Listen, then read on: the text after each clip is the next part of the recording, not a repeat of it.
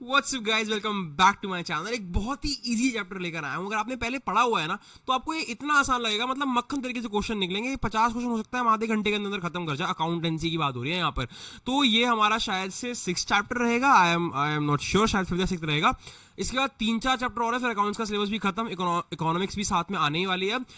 Commerce का पूरा syllabus हम खत्म करने वाले हैं। जो भी जामिया वाले हैं फटाफट से सारा पढ़ लेना, ठीक है। चलिए स्टार्ट करते हैं। पहले क्वेश्चन पे आ जाते हैं। मैंने पहले भी बोला है, एक बार चैप्टर का वन शॉट कम से कम देख कर आया करो ताकि आपको आइडिया रहे। बिना आइडिया के सिर्फ एमसीक्यू पढ़ लेने से पेपर नहीं निकलेगा। चलिए, what will be the journal entry.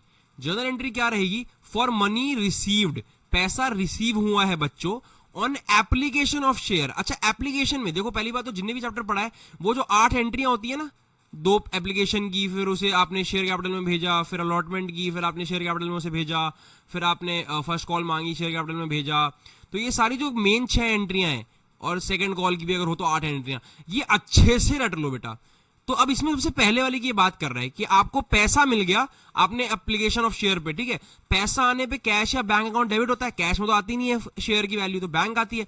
तो बैंक अकाउंट डेबिट होगा टू शेयर एप्लीकेशन, है ना। ध्यान रखना, पैसा आया है तो पहले ये डेबिट होगा, ये एंट्री नहीं होगी मेरे दोस्तों, ठीक है। चलो नेक्स्ट क्वेश्चन पे चलते हैं। If the number of application received are equal to the number of share to be issued, then this situation is called, मतलब जितने मैंने शेयर इशू किए उतनी ही एप्लीकेशन आ गई, तो मेरा फुल सब्सक्रिप्शन हुआ। जितना मैंने मांगा उतना ही मुझे मिला, तो मेरा क्या हुआ बच्चों? Full subscription. Next question, the money received on rejected applications should be fully returned to the applicant within how many days of the date or issue of prospectus। अगर किसी बंदे ने एप्लीकेशन में मनी भेज दिया आपको, आपने बोला था मुझे 100 शेयर इशू करने हैं और फटाफट से सब इशू हो गए, लेकिन बहुत से लोगों ने साथ में भेजा, तो किन्हीं 10 लोगों की एक्स्ट्रा आ गई, आपके पास 110 आ गए। तो आपने कहा नहीं यार, हम एक्स्ट्रा नहीं इशू नहीं कर पाएंगे, हम ये 10 लोगों का रिजेक्ट कर रहे हैं। तो जिनका रिजेक्ट कर रहे हो, क्योंकि आपको 100 ही रखने थे, इन 10 लोगों को कितने दिन के अंदर उसका पैसा वापस करना रूल है उनके 100 दिन के अंदर अंदर, अगले 100 डेज के अंदर अंदर पूरा का पूरा पैसा जो है बच्चों वो रिफंड हो जाना चाहिए, ठीक है। Next question, the amount on any call should not exceed up to how much percentage of the face value of shares. जो अमाउंट है बच्चों, इस 50 एमसीक्यू के थ्रू मैं सारे टॉपिक्स कवर करता हूं और it takes a lot of efforts. ये सारी ब्लैक पीपीटी वगैरह आपके लिए स्टार्ट करी है हमने, बहुत मेहनत लग रही है। पढ़ा रहा हूँ, पूरे दिन शूट कर रहा हूँ, जनरल टेस्ट भी पढ़ा रहा हूँ, कॉमर्स भी पढ़ा रहा हूँ, इंग्लिश का भी कंटेंट आने को ही है। तो ना चैनल को सब्सक्राइब करके बेल आइकन दबाओ, सपोर्ट किया करो यार। I am taking a lot of efforts for you guys. देखो, the amount on any call should not exceed up to how much percentage of the face value of the share. मान लो कोई भी किसी भी कॉल पे, मान लो मैंने फर्स्ट कॉल पे मान लिए 2 रुपए या 4 रुपए, तो ये जो एक रूल होता है कि आप हर कॉल पे एक लिमिटेड अमाउंट ही मांग सकते हो। तो वो रूल है कि आप 25% से ज्यादा नहीं मांग सकते। मतलब मान लो अगर आपका शेयर 10 रुपए का है ना, तो आप 2.5 रुपए से ज्यादा एक कॉल में नहीं मांग सकते, समझे। आप 3 रुपए का कॉल नहीं रख सकते। ये एप्लीकेशन मनी की बात नहीं हो रही है, कॉल्स की बात हो रही है। किसी भी कॉल में आप 3 रुपए नहीं मांग सकते, आपको 2.5 की कॉल रखनी। आप चाहे तो एप्लीकेशन में 5 ले लो, फिर 2.5 करके ले लो, ठीक है। या एप्लीकेशन में 4 अलॉटमेंट में 2 ले लो, फिर आप उसके बाद 2 करके ले लो। लेकिन आप कॉल्स में 25% ऑफ द फेस वैल्यू, यानी 10 का 25% क्या होता है? 2.5। इससे ज्यादा नहीं मांग सकते, बेसिक है। What will be the time interval between, क्या टाइम इंटरवल रहेगा between the making of 2 calls from the share holders of the company. 2 calls के बीच में कितना गैप होना चाहिए? तो वो गैप होना चाहिए कम से कम 1 महीने का। मतलब अगर मैंने आज मांगा कि मुझे 2 रुपए भेजो, मेरी फर्स्ट कॉल ये है, ठीक है, this is my first call, तो सेकंड कॉल मांगने से पहले चाहे वो कितने भी रुपए की है, कम से कम 1 मंथ का गैप होना चाहिए। भाई बंदे के पास पैसा भी तो आना था, तुम तो मांगे जा रहे हो, इससे अच्छा तो एक साथ ही ले लेते। While issuing the share capital for public subscription, जब आप शेयर कैपिटल को इशू करते हो, इशू के टाइम पे minimum amount of application money should be at least up to how much percent. अच्छा, यह मैक्सिमम नहीं बोल रहा है, वहां पर कॉल में क्या बोल रहा था कि मैक्सिमम कितनी बड़ी कॉल कर सकते हो, तो मैक्सिमम 25% अमाउंट ले सकते हो आप कॉल में, किसी भी कॉल में। लेकिन ये बोल रहा है एप्लीकेशन में मिनिमम कितना पैसा मांगना पड़ेगा। तो एप्लीकेशन में रूल है कम से कम 5% पैसा आपको एप्लीकेशन पे लेना पड़ेगा। मतलब अगर 100 रुपए का शेयर है तो कम से कम 5 रुपए तो एप्लीकेशन में लेना ही पड़ेगा, कम से कम बता रहे हैं। लेकिन लोग करते नहीं, लोग कम से कम 20 से 25 का एप्लीकेशन रखते हैं, कोई मजाक की गल नहीं। Next question, when any shareholder fails to pay the amount due on allotment, अगर कोई भी शेयर होल्डर फेल कर गया, हमने मांगा कि भैया अलॉटमेंट हो गया, पैसा ले आओ, आपको अलॉटमेंट कर रहे हैं शेयर का, या फर्स्ट कॉल आ गई पैसे दे दो, वो नहीं दे पाया, तो उससे क्या हुआ, उसके पास कॉल्स इन एरियर हुआ या अनपेड कॉल्स हुआ, तो इट इज बोथ, इन दोनों का सेम ही बात है, कॉल्स इन एरियर और अनपेड कॉल्स, ये दोनों एक ही चीज के नाम है। जब आपने कोई कॉल का या अलॉटमेंट का पैसा मांगा और बंदा नहीं दे पाया, तो वो कॉल्स इन एरियर में चला गया। Calls in area represents balance of all the calls account and are shown as deduction from the paid up capital on the dash side of the balance sheet. जो calls in area है वो represent करता है balance of the calls account and are shown as deduction from the paid up capital. ठीक है, किस side पे दिखाते हैं बच्चों, किस बैलेंस शीट में, एसेट साइड में दिखाते हैं या लायबिलिटी साइड में दिखाते हैं, डेबिट बैलेंस होता है, क्रेडिट बैलेंस होता है, आपको कॉल्स इन एरियर्स कहां दिखाते हो, तो कॉल्स इन एरियर्स आपका डेबिट बैलेंस होता है लायबिलिटी साइड का, किस साइड का, लायबिलिटी साइड का डेबिट बैलेंस होता है, ध्यान रखना, ये सब चीजें रट लो एकदम, अगर नहीं पढ़ रहे हो थॉरोली तो रट तो लेना ही। सम share holders pay a part or the whole of the amount, या तो वो कुछ हिस्सा दे रहे हैं या वो पूरा दे रहे हैं, of the calls not yet made, मतलब मान लो मैंने एप्लीकेशन में 5 रुपए मांगे थे, अब मैंने फर्स्ट कॉल अभी तक मांगी ही नहीं है, मान लो फर्स्ट कॉल 3 रुपए की थी या 2 रुपए की थी, कुछ भी थी, मुझे नहीं पता, मैंने मांगी नहीं है फर्स्ट कॉल अभी, पर बंदे ने एप्लीकेशन के साथ ही 5 की जगह 7 दे दिए, यानी उसने 2 रुपए एक्स्ट्रा दिए, कॉल के दिए, तो ये जो अमाउंट आया है इसे क्या बोलते हैं, ये है calls in advance, this is not calls in arrear, this is advance. अरे this is none of the above, कुछ तो मिस्टेक हो गया अपने आप से, या तो ये टाइपिंग में एरर है उसमें आंसर मेकिंग में, या इसे कॉल्स इन एडवांस कहते हैं। फटाफट से जरा मेरे डाउट को आप लोग इसे क्लियर कर दोगे, ठीक है, कमेंट बॉक्स में। Next question, under which of the following headline at liability side, heading, sorry headline बोल रहा हूं, एक आंसर गलत हो जाए आदमी का दिमाग खराब होता है। Under which of the following heading at liability side, अच्छा इस चैप्टर में ना मेजोरिटी आपको सारी 8 एंट्री आनी चाहिए, जो भी एंट्रीज गिवन है, उसके साथ आपको बैलेंस शीट का बहुत अच्छा आइडिया होना जरूरी है, बैलेंस शीट का, ठीक है। अब ये पूछ रहा है कि किस हेडिंग के अंदर, लायबिलिटी साइड में किस हेडिंग के अंदर कॉल्स इन एडवांस को रखा जाता है। अरे बाप रे, 1 मिनट होल्ड करना, कुछ तो मिस्टेक हुआ लग रहा है, नहीं इसमें मिस्टेक नहीं है, ये तो ठीक है, तो नन ऑफ द अबव ही होगा, क्योंकि जो आपका वो होता है ना कॉल्स इन एडवांस, वो एक सेपरेट आइटम की तरह दिखाया जाता है, वो आपका दिखाया जाता है as a separate item on the liability side of the company's balance sheet under the heading current liabilities, ठीक है, ये इशू नहीं। मैं एक बार 9th वाले का देख लूं क्या एक्सप्लेनेशन था। Sometimes whole of the amount of the calls not yet made the amount received from the, ठीक है, मैं कह रहा था ना भाई साहब, रूस ही काम की थी मेरी, वो ये टाइपिंग मिस्टेक है ना, ये टाइपिस्ट मेरा थोड़ा सा कामचोर टाइप का है, गलतियां करता है, कॉल्स इन एडवांस ही कहते हैं according to the book also. What is the rate of interest on calls in advance if article, अच्छा अगर मैंने अभी जो बताया कि हमने 5 रुपए एप्लीकेशन में मांगे थे, बंदा 7 दे गया, तो 2 रुपए एक्स्ट्रा जो दे गया है वो कॉल्स इन एडवांस है, इस पे मुझे उसको इंटरेस्ट देना पड़ेगा, बिकॉज मैंने उसके एक्स्ट्रा पैसे अपने पास रखे हुए हैं। तो कितना इंटरेस्ट देना पड़ेगा अगर कंपनी इसके बारे में साइलेंट है, देखो या तो कंपनी डिसाइड करके रखे, पहले ही बता दे अगर आप एडवांस में पैसा दोगे हाँ आपको 5% या 10% या 20% का इंटरेस्ट देंगे, पहले ही बोल दे, पर कंपनी अगर चुप है तो कम से कम कितना परसेंट देना पड़ेगा, ऐसे में आंसर हमेशा 6 होता है, ये पता नहीं फेवरेट नंबर है शायद हमारे रूल्स का, 6%। When applications for more shares of a company are received than the number of shares offered to the public, ज्यादा शेयर्स के पैसे आ गए जितना हमने ऑफर किया था उससे, मैंने बोला था 100 शेयर इशू करना है, 110 के पैसे आ गए, तो ये क्या हुआ है बच्चों, अंडर ओवर क्या हुआ है, ये ओवर सब्सक्रिप्शन हो गया ना। What's wrong with this man? ये भाई ये अपने टाइपिस्ट के पैसे काटूंगा, तुम लिख के ले लो, फिर से नन ऑफ द अबव कर दिया, दिस इज ओवर सब्सक्रिप्शन बच्चों, दिस इज ओवर सब्सक्रिप्शन। या पता है वैसे उसकी गलती भी नहीं है, हो सकता है कि बुक्स में कभी कभी आंसर की गलत होती है, लेकिन मैं जो बुक सजेस्ट करता हूँ ना किरण पब्लिकेशन की, उसमें अगर आंसर की गलत भी है ना तो वो लोग पीछे एक्सप्लेनेशन देते हैं, वहां गलत नहीं होता, तो हो सकता है उसने आंसर की मैच किया हो वहां से गलत हो एंड एक्सप्लेनेशन से मैच ना नहीं कर पाया, तो ऐसे केस को ओवर सब्सक्रिप्शन कहते हैं। क्या कहते हैं बच्चों, ओवर सब्सक्रिप्शन, ठीक है। नेक्स्ट क्वेश्चन,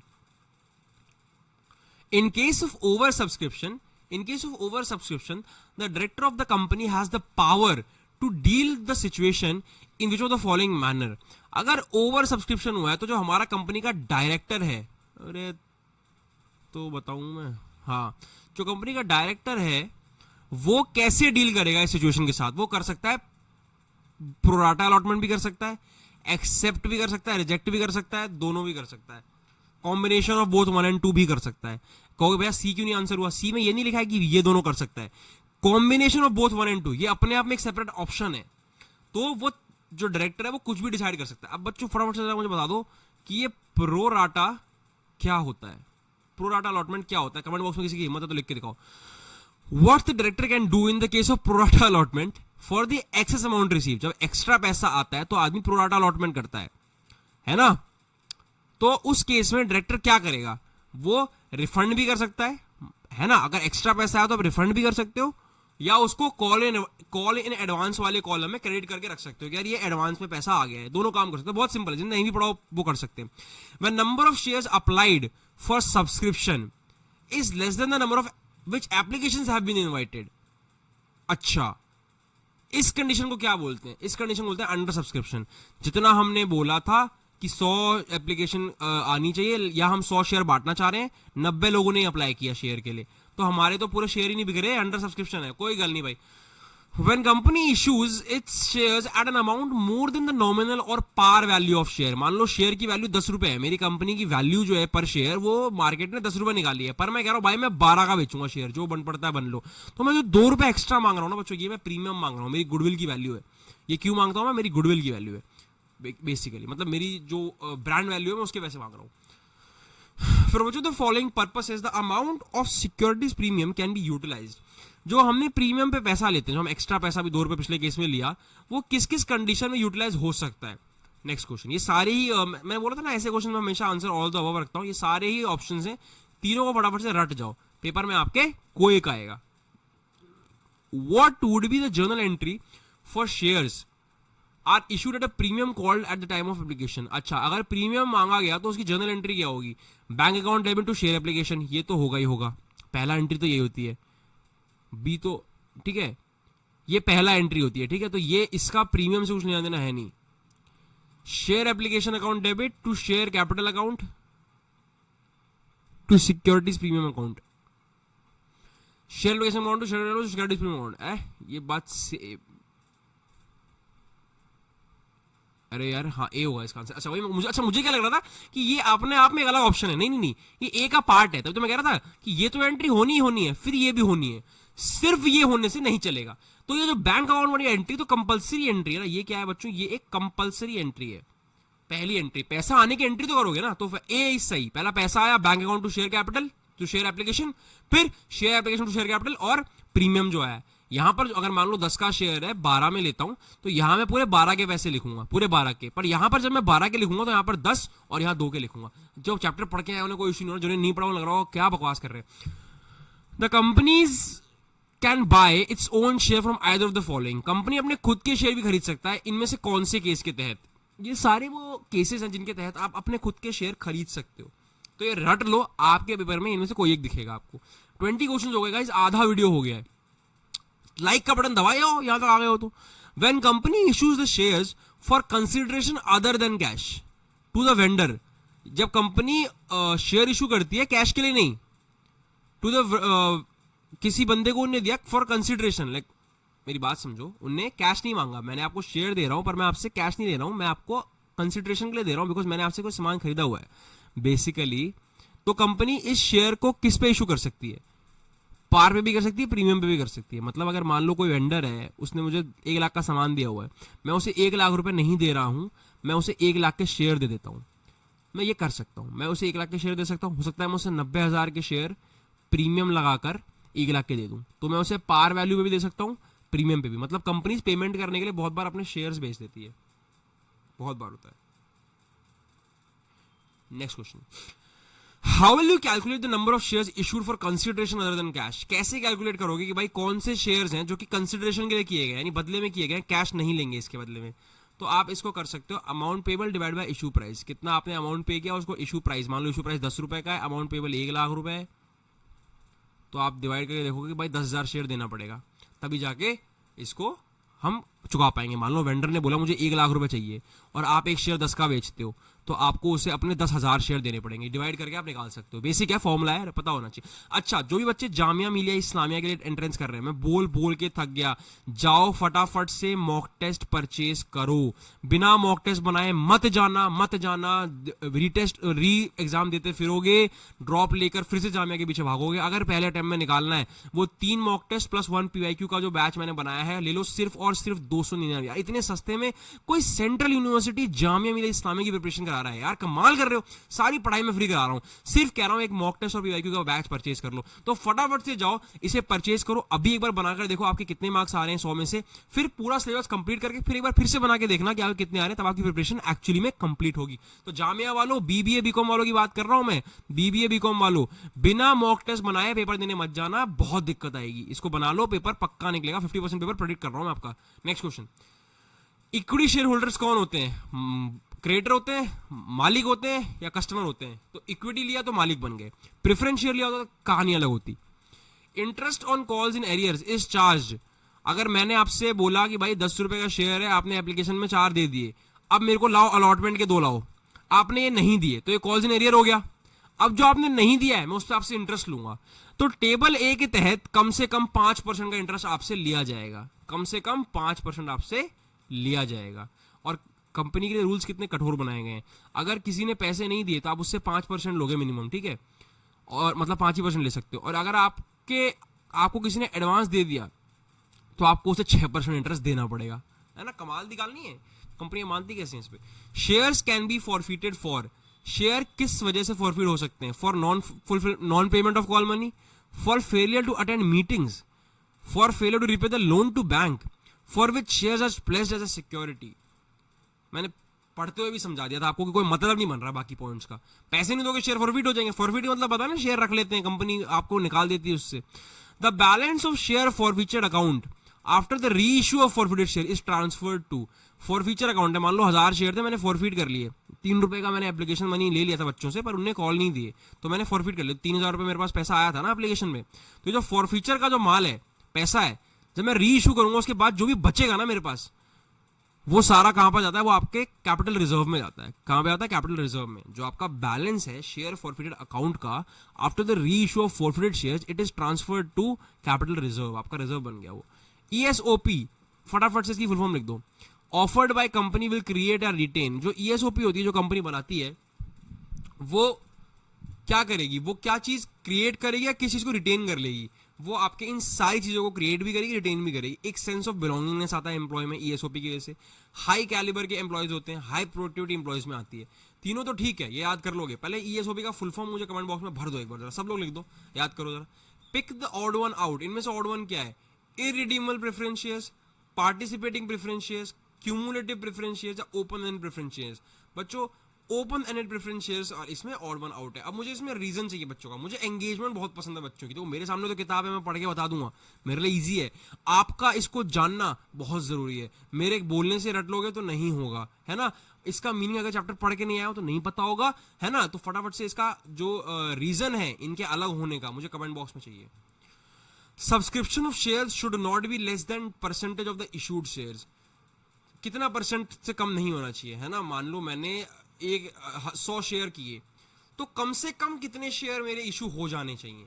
तो कम से कम 90%। यानी अगर मैंने 100 शेयर इशू किए हैं तो कम से कम 90 का सब्सक्रिप्शन मेरे पास आना चाहिए, यानी एप्लीकेशन मनी कम से कम 90 के लिए आ जानी चाहिए। पाई आ गया, न्यूमेरिकल आ गया। ये वाला अच्छा क्वेश्चन है। बापको कंपनी जो है, बैपको कंपनी, उसने 4000 शेयर फॉरफिट कर लिए। 10 रुपए का शेयर था, 4000 शेयर फॉरफिट कर ली, लेकिन इस पे सिर्फ एप्लीकेशन मनी ही ले पाए थे वो, जो कि 3 रुपए की थी। तो फॉरफिचर में कितना पैसा आया होगा इनके पास? 4000 रुपए में एप्लीकेशन मनी ले चुके थे, तो 12000 रुपए तो फॉरफिचर में इनके पास आया था, ठीक है। लेकिन इनमें से सिर्फ ये 2000 को रीइश्यू कर रहे हैं, तो पहले 2000 का फॉरफिचर अमाउंट निकालो। 4000 को 3 से इंटू किया, 12 आया। 2000 कोई रीइश्यू कर रहे हैं तो पहले उसका फॉरफिचर अमाउंट निकालना पड़ेगा ना। तो इसका फॉरफिचर अमाउंट 6000 था, लेकिन ये रीइश्यू हो गए as fully paid up for 4000 only, है ना। मतलब 2000 का डिस्काउंट दिया हमने। कितने का डिस्काउंट दिया हमने? 6000 का फॉरफिचर था, ये रीइश्यू हुए फुल्ली पेड अप पे 4000 में हो गए। मतलब हमने 2000 का डिस्काउंट दिया, 2000 का डिस्काउंट दिया, 2000 शेयर थे, मतलब हमने पर शेयर 1 रुपए का डिस्काउंट दिया। समझ रहे हो मेरी बात को? क्वेश्चन में पूछा पता है क्या है इनने, कि आप बताओ कि किस रेट पे री इशू हुए थे। तो मैं फिर से एक बार समझाता हूं, देखो एक बार जरा फिर से देखो। बात क्या है, पहले 4000 शेयर थे, 10 रुपए का एक था, एप्लीकेशन मनी आई 3 रुपए की उस पे, हमने उसके बाद वाली कॉल मांगी, वो दे नहीं पाए तो हमने फॉरफिट कर दिए। तो 4000 शेयर पे एप्लीकेशन मनी हम ले चुके थे, तो 12000 तो हमारे पास आ चुके थे, हमने इतना फॉरफिट किया अमाउंट। उसमें से हम 2000 को री इशू कर रहे हैं, तो अब 2000 की सॉल्विंग करनी पड़ेगी। तो पहले देखो 2000 पे फॉरफीचर कितना लिया था, 2000 रुपए पे 3 रुपए एप्लीकेशन मनी आई थी, तो 6000 तो फॉरफिट करके रखे हुए हैं हमने। पर जब हमने उसे री इशू किया तो 4000 में ही फुल्ली पेड अप हो गया, 4000 में ही री इशू हो गया फुल्ली पेड अप, मतलब 2000 का गैप है इसमें, मतलब हमने 2000 रुपए का डिस्काउंट दे दिया भाई री इशू करते हुए। अब मैंने 2000 शेयर बेचे और 2000 रुपए टोटल डिस्काउंट दिया, तो पर शेयर का डिस्काउंट 1 रुपए का आया। तो अब पहले शेयर 10 रुपए का था, 1 रुपए का डिस्काउंट देकर री इशू किया, मतलब अब शेयर कितने का इशू हुआ, 9 पर शेयर। अगर समझ में आया हो तो लाइक करना, नहीं समझ में आया तो कमेंट में जाके सुना दो मेरे को, भैया क्या समझाते हो, कुछ समझ में नहीं आता। मैंने ट्राई किया जितना इजी मेरे को हो सकता है उस हिसाब से समझाने का। तो अब 9 रुपए का पर शेयर री इशू हुआ। आगे आ जाओ भाई, 20,000 इक्विटी शेयर हैं, 100 रुपए का एक है, non payment of first and final call. First and final call 40 रुपए की थी, उसकी पेमेंट नहीं हुई। लेकिन बच्चों अगर सिर्फ इसकी पेमेंट नहीं हुई क्योंकि ये फाइनल कॉल थी, तो मतलब इससे पहले 100 में से 60 रुपए तो ले चुके हैं ये लोग। अगर 20,000 शेयर पे मैं 60 रुपए ले चुका हूं, तो मैं एक तरह से 1,20,000 रुपए ले चुका हूं तुमसे। बात समझ रहे हो कैसे भैया? 20,000 के शेयर थे, 100 रुपए का एक था, है ना। इनने बोला सिर्फ फर्स्ट और फाइनल कॉल नहीं दे पाए, फाइनल कॉल पे अगर 40 मांगे थे तो मतलब फाइनल से पहले ये 60 ले चुके हैं 100 में से, तो 20,000 पे 60 ले चुके हैं, यानी इनने फॉरफिट कितना किया, 1,20,000 इनने फॉरफिट किया। अब पूछ रहे मैक्सिमम डिस्काउंट कितना दे सकते हैं, जितना फॉरफीचर आप कर चुके होते हो ना, क्योंकि इतना पैसा तो आप खा चुके हो लोगों का, आपके पास ऑलरेडी आ चुका है, तो इतने का डिस्काउंट आप दे सकते हो। तो आप पूरा 1,20,000 का डिस्काउंट दे दो, आगे अगले बंदे को री इशू कर दो सिर्फ 40 रुपए पे, जो आपको नहीं मिला ना, आप सिर्फ उस अमाउंट पे फॉरफीचर कर दो, ठीक है, सिर्फ 40 रुपए फॉरफीचर कर सकते, 40 रुपए पे री इशू कर सकते हो। तो अब इनने क्वेश्चन में क्या पूछा है कि मैक्सिमम डिस्काउंट कितना दे सकते हो, तो जितना हमने फॉरफीचर में कमा लिया है हम उतने का डिस्काउंट दे सकते हैं, बिकॉज वो हम ऑलरेडी कमा चुके हैं। तो 1,20,000 12 लाख आएगा क्या 20,000 को जब 100 से इंटू करेंगे तो, सॉरी 20,000 को जब, हाँ सॉरी 20,000 को 60 से इंटू करोगे बच्चों 12 लाख आएगा। हाँ भाई 1,20,000 12 लाख एक ही गल है यार, दोनों तो पता ही है, 12 लाख रुपए आप कर सकते हो। Next question, by the way guys मेरा पंजाब से कोई रिश्ता नहीं है, मुझे बस पसंद है वीडियो में पंजाबी छोड़ देना थोड़ी थोड़ी। Which of the following is not a purpose, guys 30 question हो गया, टेंडर हो गया, मजा आ गया। Which of the following is not a purpose for which the securities premium account can be used, इनमें से किस कारण के लिए सिक्योरिटीज प्रीमियम को यूज नहीं कर सकते, it can not be use. तो कौन सा कारण इसका वो यूज नहीं हो सकता, वो है आपका issuing partly paid up bonus shares to the shareholders. आप partly paid up bonus shares shareholders को नहीं दे सकते, क्या नहीं कर सकते, शेयर होल्डर्स को partly paid up bonus shares नहीं दे सकते। अब forfeited share can not be reissued at a discount, reissued at a maximum discount of 10%, reissued at a maximum discount of the amount forfeited। मैंने अभी 2 question पहले आपको कराया कि आप जितना फॉरफीचर में कमा लेते हो ना, आप उतने का डिस्काउंट दे सकते हो। बिकॉज मान लो कोई शेयर 10 रुपए का है, मैंने उसमें मैंने 5 रुपए ऑलरेडी कमा लिए, अब मुझे उस शेयर पे 5 ही और कमाने हैं, तो मैं चाहूं तो 5 का डिस्काउंट देके अब उस शेयर को 5 पे रीइशू कर सकता हूं। मतलब जितना आपने फॉरफीचर में कमा लिया है ना, आप उतना डिस्काउंट दे सकते हो। तो only C would be the right answer. Next question, share allotment account is a dash account, personal account है, रियल अकाउंट है, नॉमिनल अकाउंट है। Very basic question, golden rules of accounting अगर आपने पढ़ी होगी तो आपको पता होगा क्या होता है नॉमिनल, रियल और पर्सनल। तो शेयर अलॉटमेंट अकाउंट क्या है, एक पर्सनल अकाउंट है। क्या है? एक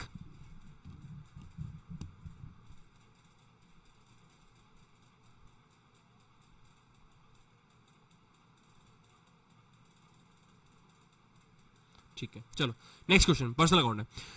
balance in the share forfeiture account is shown in the balance sheet under the head of. जो बैलेंस होता है शेयर फॉरफीचर अकाउंट का, जो बैलेंस होता है शेयर फॉरफीचर अकाउंट का, वो शो किया जाता है in the balance sheet under the head of what. जो शेयर फॉरफीचर अकाउंट में बैलेंस बच जाता है उसे हम शो करते हैं बैलेंस शीट में, किस चीज के अंदर, रिजर्व एंड सरप्लस। अच्छा, शेयर कैपिटल के अंदर शो करते हैं। ओ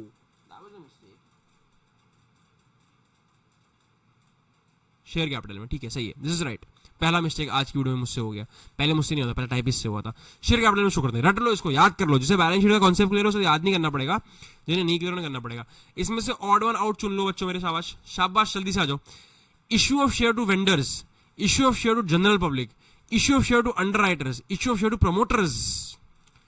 जनरल पब्लिक को इशू करना एकदम ऑड वन आउट हो गया, बिकॉज वेंडर को आप कर देते हो कंसिडरेशन पे कर देते हो, अंडरराइटर्स को कर देते हो, प्रमोटर्स को कर देते हो, बट ये एक बहुत ही, ये this is the main and the distinction feature. मुझे आप रीजन कमेंट करोगे। जो किक्स लिमिटेड है उनने 10,000 शेयर ऑफ 10 रुपए ईच को इनवाइट किया। 10,000 शेयर थे, 10 रुपए का एक था, उनने इनविटेशन भेजी कि भाई आओ, लेकिन एप्लीकेशन सिर्फ 9,000 शेयर की आई। तो किस तरह का सब्सक्रिप्शन आया? अंडर, ओवर या फुल? 10,000 मांगे थे, सिर्फ 9,000 का आया, कम का आया है ना, तो ये अंडर सब्सक्रिप्शन है।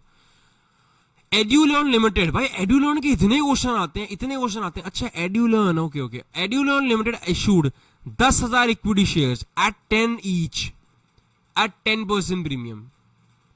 जो एड्यूलर्न है लिमिटेड, उसने इशू किया 10,000 इक्विटी शेयर एट 10 रुपए ईच एट 10% प्रीमियम। अच्छा देखो, अगर 10,000 शेयर है, 10 रुपए उसकी वैल्यू है, मैं 10% प्रीमियम पे दिया, तो पहले तो प्रीमियम का अमाउंट निकालो।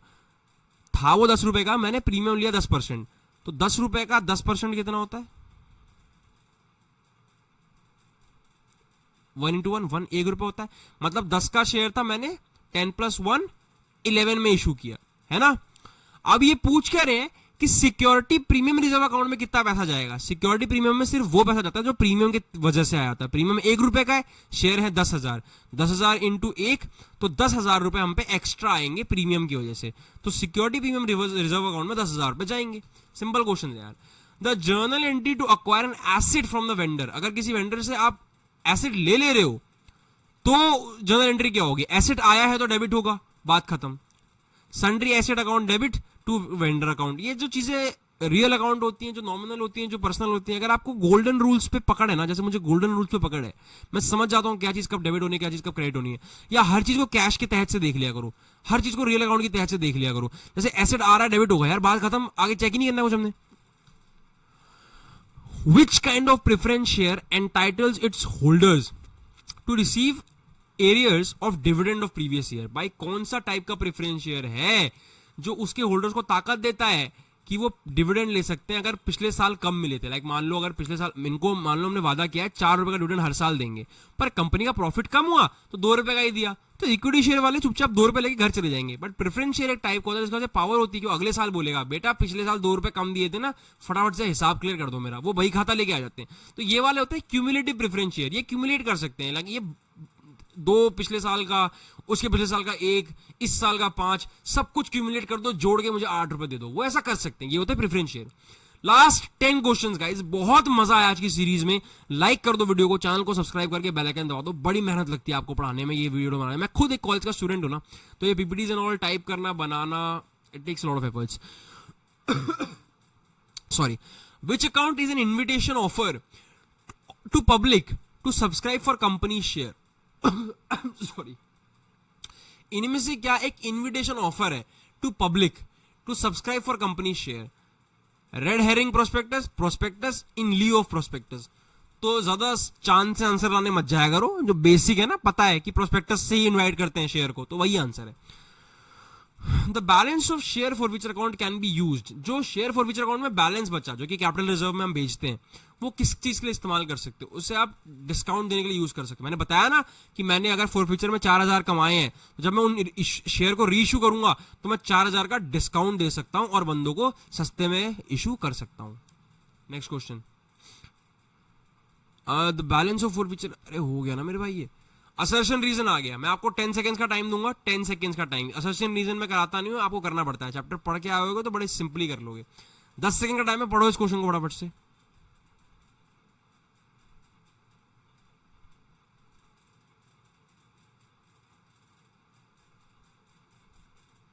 दस सेकंड हो गए आपके, ठीक है, तो फटाफट से आंसर देख लीजिए।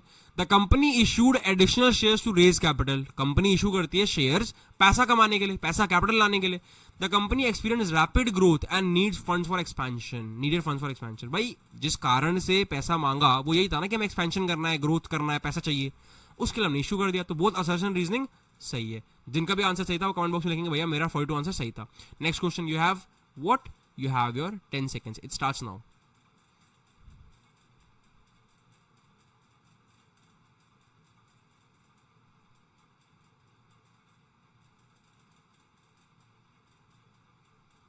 डन।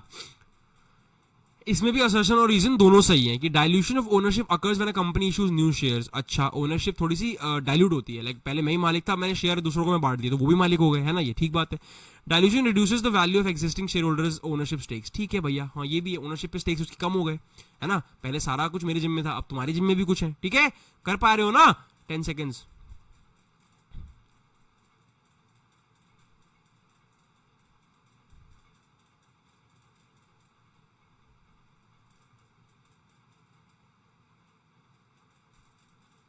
इलेवन दे दिए, चलो। इसमें सिर्फ असर्शन सही है कि अ कंपनी में issue preferred shares to attract investors seeking fixed dividends. बस ये बात सही है, रीजन गलत है। What is the maximum duration with which forfeited share must be reissued. Reissue करने, आपने किसी से शेयर फोरफीट किया तो कंपनीज एक्ट के तहत कितने समय के अंदर वो आपके री इशू हो जाने चाहिए, क्या हो जाने चाहिए, वो कितने टाइम के अंदर री इशू हो जाने चाहिए। तो दैट इज यार मैक्सिमम आपको 6 महीने के अंदर कर देना है, विद इन 6 मंथ्स। यानी आज अगर मैंने फोरफीट किया है अप्रैल में 10 तारीख को, तो मई, जून, जुलाई, अगस्त, सितंबर, अक्टूबर का 10 तारीख नहीं आना चाहिए। अगर अप्रैल में 10 को किया है तो अक्टूबर का 10 तारीख नहीं आना चाहिए, उससे पहले हो जाना चाहिए। Next question, last 3-4 questions guys, subscribe करना भूलना मत। I need you guys help to help you guys. When reissuing forfeited shares, what is the effect on company share capital account? जब आप रीइश्यू करते हो forfeited shares को, तो क्या इफेक्ट पड़ता है कंपनी के शेयर कैपिटल अकाउंट पे, क्या इफेक्ट पड़ता है? It is no impact on the share capital, it is no impact on the share capital, it is no impact on the share capital. Second, last 3 questions. What happens to the amount previously received on forfeited shares when they are reissued? जो पैसा आया है पहले जो आपने कमा रखा था फॉरफीचर की वजह से, उस पैसे का क्या करते हो आप? उसको आप शेयर फॉरफीचर अकाउंट में क्रेडिट करके रख देते हो। नेक्स्ट क्वेश्चन, और उसी के दम पे आप डिस्काउंट भी देते हो। Under what circumstance can a company reissue forfeited shares at a price lower than the forfeited value? किस परिस्थिति के अंदर एक कंपनी री इशू करती है फॉरफीटेड शेयर्स को at a price lower than the forfeited value? ये सिर्फ तब हो सकता है if the company's article of association permits it. Company law ऐसा कुछ नहीं परमिट करता है, पर अगर कंपनी जो बनी है उसने बनते वक्त अपने आर्टिकल्स ऑफ एसोसिएशन उसमें लिख दिया था कि हमारा शेयर 10 का है, हमने इशू किया, 4 रुपए आए, बाकी नहीं आए, तो हमने फॉरफीट कर लिया, तो हमें 4 ही मिले। अब हम अगले को इशू करेंगे तो जरूरी नहीं कि हम 4 का डिस्काउंट देंगे, हम 5 का भी डिस्काउंट दे देंगे। Next question, what is the purpose of share forfeiture account? Share forfeiture account का बच्चों पर्पस क्या है? इसका पर्पस तो आप बताओगे ना फटाफट से। मैंने बोला लास्ट क्वेश्चन होमवर्क होता है, पीछे जाओ स्क्रीनशॉट ले लो, ठीक है, आंसर उसका कमेंट बॉक्स में डाल दो फटाफट से। ये चैप्टर खत्म होता है बच्चों। अब अगला चैप्टर आपका याद, अकाउंट्स के 2 हो गए ना, 6 हो गए अकाउंट्स के, अब 4 ही बचे। तो आई एम प्लानिंग कि मैं एक आपको इकोनॉमिक्स का करा दूं, और बाकी जनरल टेस्ट वगैरह का तो चलेगा अब हिसाब, टेंशन दी कोई गाल नहीं है। ये किसका है यार? बैलेंस ऑफ पेमेंट है ना, पीछे करना जरा। हाँ, बैलेंस ऑफ पेमेंट, इकोनॉमिक्स का अगला करा दूंगा।